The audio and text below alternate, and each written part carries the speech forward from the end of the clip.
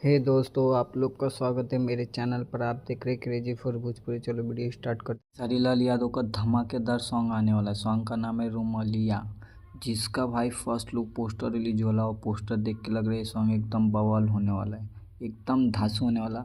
अब बोलते हैं सॉन्ग कब रिलीज होने वाला बढ़ने से पहले ऐसे ही अपडेट पाने के लिए मेरे चैनल को सब्सक्राइब करके रखो। भोजपुरी का हर खबर सबसे पहले मेरे चैनल पर आता।